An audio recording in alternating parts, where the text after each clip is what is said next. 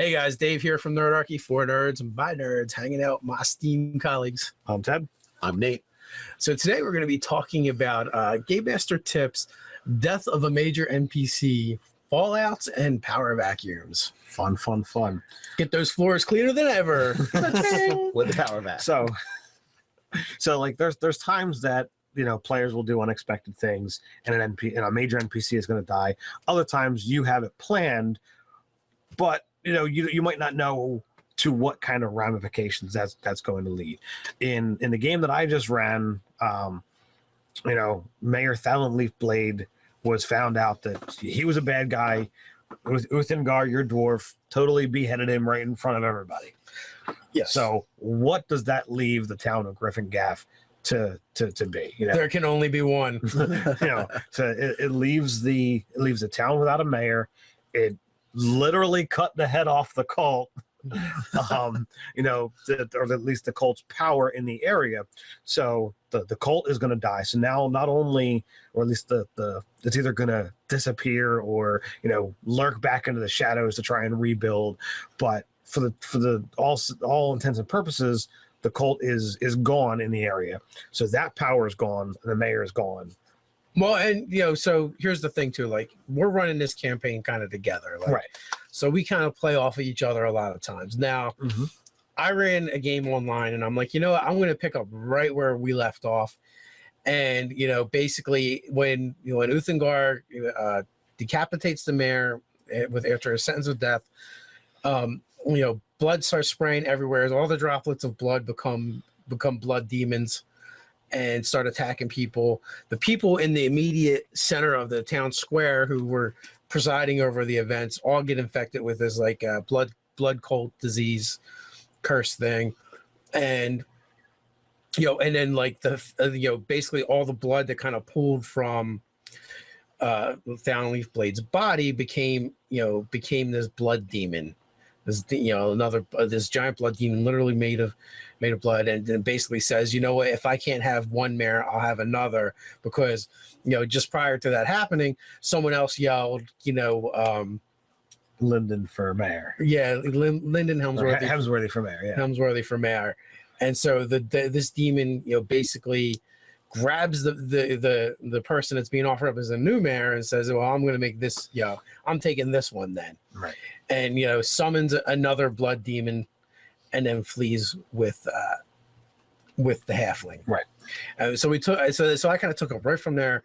And, so instantly, like, talk about fallouts and filling vacuums, like it instantly kind of, we did with more monsters and stuff. And, right. And so I did this thing where, they're going to basically try and enact the ritual in the same spot where all this blood cultist stuff had started for those players, with another set of players,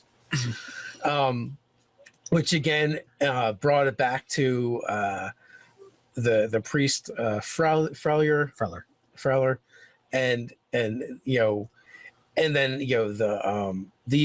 this group of PCs having to go to the Elven Library to find out what happened before and find out the spot. And, I kind of did this thing where, like, the head librarian that was handling this, he actually miscalculated. And only because the players decided to force march that they made it there in time. Like, wow. I kind of knew that I wanted the ceremony and the ritual to be going on. And I said, well, it's going to be this time, and they're like, well, we're going to get there early, and I'm like, all right, well, you know what, this guy is actually a blood demon, and so he doesn't need the full stars in alignment. He'd do it partially or whatever, and it just adds to the mystique. Yeah, the mystique and the maybe tension. It's 2 or 3 hours long, and the end is when it needs to be aligned rather than the beginning. Yeah, so so they show up in the middle, and then so now, like, from that, different things are going to happen. We have the old mayor being executed. We have the new mayor being kidnapped. We have, like, the heroes of the town, being infected by this disease, and they're with the priest now. Like, now the town is kind of in the hands of this Captain Nevik. Okay. You know, why they figure things out. How's it going to work? You know, are they going to want just one more mayor leading the town when the last one ended up betraying them? Mm-hmm. And now right away, you know, someone gets kidnapped that could possibly be the mayor. Is that a wise thing to go? Or are they going to institute, maybe they're going to institute like a little council or senate or something, you know, that advise the mayor. So like we can completely change the dynamics of how the town was run. So, you know, long-term situations, you know, as you said, you know, the new mayor, possibly, you know, some kind of council, especially if, you know, this mayor is prone to wanting to go off on adventures and be the quote unquote hero. You know, that's not really good for the town. Someone's got to handle the day to day. Someone's got to fill out that bureaucracy. Someone's got to be here. Someone's got to be the quote unquote face. You know, from an organization perspective, you know, while you can't say that the blood cult was filling a niche, because it's not like a cult is necessary in a town, there is. It depends who you ask. They found it very necessary. Well, they've for past 50 years, they've altered commerce. They've altered. It affects things. Yeah, right. It affects all kinds of stuff. And people that may have wanted to say, "Oh, this town's going to be an easy target for such and such," you know, enterprise or, you know, nefarious plans. You're like, oh, well, the blood cult's here, and it just, you know, I pushed and it pushed back, so I left. You know, so like from that perspective, is trade going to increase? Is there going to be another nefarious organization who says, well, you know, this town was susceptible for 50 years to this organization, and it apparently went through generations worth of humans. Because, you know, generation is typically, you know, 20 years. So like there's grandchildren, you know, who, you know, are part of this essentially. So like what kind of things does that open up? I mean, you know, so like, there's lots of different nuances that can be done. So when your campaign has this type of an effect, whether you're planned or unplanned, you need to contemplate all these different factors. Well, yeah, and like, so going off of this idea of whether it's an individual or an organization, you know, if they're up here and if it's they're a beacon of hope and good, if you then put that light out, you know, what fills the void? Right. Does another light spring up, or does it get encompassed by the darkness? You know, or, you know, but vice versa. If it's, you know, an evil tyrant who's been ruling the land, what happens when he goes away? Does another tyrant spring up, or does someone, or does, you know, or can the light shine now through? Or are there 10 warlords all vying for a position of power? You know, like if it's an army kind of situation. Does it become, you know, generals fighting over who claims the throne next? Yeah. So there's definitely a lot of different things you can do with that, or, you know, or even an organization, you know, steps in, and where it was one person that held it, now it's many. And you know, maybe that's much more difficult because, you know, with just the one tyrant, there's only one head to cut off. If it's an organization, you know, maybe they have their shadow cabal of 10, and in order to, you know, well, 11's better because you got to break the deadlock.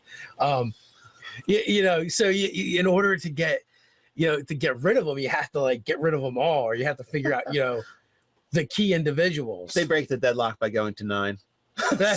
Someone turns up dead. Disintegrate. Yeah. Yeah, well, you have political intrigue. You have everything that those people want to do then, what their vision for the area is. So another non-human factor in this is you kill a powerful monster in a region. That, you know, different predators might come in now. There might be too many herd animals or some other creature that was kept in check by this predator. So you say, like, you know, you have like a small dragon. I mean, they, you know, when they're bigger, they have layer effects that change in miles and miles of radius around. Right. So that's going to diminish and go away if they're no longer there, or if for some reason move their layer. Well, yeah, maybe that was the buffer, and that's why, you know, the giants never moved into the area because they didn't want to go. They didn't want to tangle with the dragon. Yeah. But now all of a sudden he's not there, and they're like, oh, open season. Yeah, or in the case of a powerful spellcaster or disappearing or just passing away from old age, you know, that can be something less, you know, quick and like, you know, amazing. Like, oh well, we didn't defeat this guy; he just died. Yeah, it just went away. He just died or went away. Well, or you could do is the trapped same. in some prison somewhere. You could also do the same thing and create a mystery behind it as well, where and you know, and as the DM, you don't have to actually solve the mystery or know what happened. Just be like, I was gone. Yeah. And then everyone's gonna be, oh my god, what happened? They'll be going crazy thinking about what happened and trying to figure it out. But it would still have the same effect by creating a vacuum. Yeah. And you know, it could have an additional effect of, well, how exactly was that vacuum created? Like, you don't have to answer the question today, but it might be something that you have on the table for later that can come up and be interesting. And you know, maybe your players will actually supply the interesting thing. Like they'll seed the ideas for you to actually then implement later on. I don't know, just some of my thoughts. Yeah. And they're good ones. In my game, I have the guy who's extending his life through using planar creatures, and He drinks them like Slurpees. and he's been going, you know, strong for 600-700 years. Well, he's got his fingers, and his agents have his fingers in everything in the region. If he was to just suddenly disappear one day, like being killed by the player characters, It would cause mass chaos. it would be insane. Because they'd not only have, they'd be like, you know, kicking the bonfire into a forest. You know, it's going to light up everywhere. Well, yeah, I mean, in some ways, even though like he's a bad guy, he's also a controlling influence, but maybe actually restraining things. Yeah. And keeping them from going worse, because frankly, all he really cares about is extending his life. You know, I think that's the vibe you kind of came up with. It 200 years ago, he found out there's actually something very dangerous through his planar research that he's discovered, that he's actually decided that, you know, it would kill him. So obviously it's going to kill the region if it can kill him, or damage the region if it can hurt his influence dramatically. So he's actually putting in agents or situation to stop that from occurring. So when you destroy him, thinking that you're like conquering the bad guy and winning the day, you're actually screwing up the plans for protecting the region. Well, I mean, that's the best kind of bad guy of all, when he's doing the wrong things for the right reasons in his mind. It's the Magneto effect. Yeah. Well, Right. you do 50% horrible things. You do, you know, 25% obviously good things, and then 25% maybe Somewhere in the benign, middle, neutral things. Or Well, something like, you know, it's and just you're like, oh, you're like a good guy. That's total jackass. Yeah. Well, you know, that's how they justify what they're doing. It's like, well, this is for the greater good, and Yeah. you know, so I got to drink a few Slurpees that happen to be intelligent planar creatures. Yeah. It's not my fault. Yeah. I'm saving the world. Who here else is going to save the world from Ultimate Doom? from Ultimate Doom? Yeah. So what if a couple of the player characters happen to be planar creatures in and of Yeah, themselves? they're on the list of things to be eaten. They're serving a higher, greater, more noble purpose. Yeah. Matter of fact, I almost see like a campaign slogan coming on and envisioning the posters. We need you to come down to the mountain. So do you see like the guy holding a player character just with a straw sticking out of it? Something like that. Do you have what it takes to feed my immortal hunger? So Calling all tieflings, SMRs, and Genasi. Yes. bring him on. So when he is defeated, which is most likely going to happen because he is a heinous person, regardless of what else he's doing, you know, there's other stuff that's going to hit the fan, basically. Fun. And that's only logical because, you know, if a power disappears on Earth right now, a nation goes under or something, stuff's going to immediately come in to that nation. So you know, back to the essence of this video, right? As a DM, you have to be thinking about, like, because sometimes we just plan like this, like really dramatic, cool scene, right? In our mind, that's what it is. But we don't think past the scene. Right. Like, we don't think about, oh, well, wait a minute. We thought how cool it would be for the king to be assassinated, you know, in the throne room with the players there, and it's going to spring forward this whole amazing adventure. But, you know, What is that? are we really thinking about what that's going to do to the court and the kingdom? Let's say the adventure is just you're going to go hunt down the assassins. Well, all that kind of insanity is happening at the court while you're on your little, you know, adventure hunting down these So assassins. you come back in 2 weeks, and you know, the entire you know, kingdom could be in chaos because 2 people are fighting over the throne, or you know, people who have died because they're fighting over the throne. You know, all different kinds of things. And what if you find out by word of mouth from one of the assassins or just clues Look. that the guy on the throne is actually the person who hired I got him? 3 words for you. Game of Thrones. Yeah, there you go. Pretty much. You know, like look what goes on there, and that's all stemmed from one NPC that died. You know. Mm-hmm. And it sparked, you know, numerous wars, all these strategic alliances, which are, you know, they're ebbing and flowing, they're constantly shifting. Like that's an awesome example of power vacuums and fallouts from important NPCs dying. Because you know, let's face it, every chapter one of them goes, so and something happens, you know. So People are dying left and right up in here.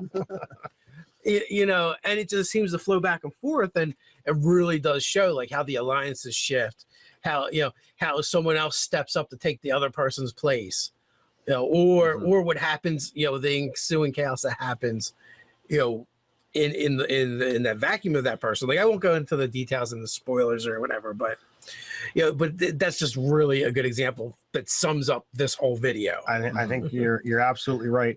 So if you're gonna be in that situation, you know, make sure you're plotting and planning correctly. You know, when I planned this, yeah, I felt, you know, 80% certain that the players were going to kill Talon Leaf Blade. But there was the chance that they could say, you know what, let's see how we can do this without further bloodshed and what that's going to do. I really like what Dave did with the Aftermath and running a whole separate online game. You know, to you nerd archists out there who got to be a part of that, awesome. Yeah, you know, it was good. You know, it's definitely a good game. So you know, just make sure you plot, make sure you plan. If you have any cool stories that you want to share of major NPC death, put it in the comments below. Well, I would add one thing real quick. When you're going to do this, when you're going to often a major NPC, good or bad, just jot down 3 notes, you know, 3 things that could happen because they're no longer there. And, you know, from there, you can have countless hours of more adventure or adding interesting layers to your campaign. Absolutely. But proceed. So like I said, put your stories in the comments below. If you have any tips that we didn't get to, go ahead and share those as well. While you're doing that, feel free to click like, share, subscribe. You know the deal. And you know, after you're done all that, you can head over to our Patreon and help us to help you and produce better and more content. And we're nerds that want to go pro. Help us do that. You can also go join the conversation over on Reddit. So until next time, Stay nerdy.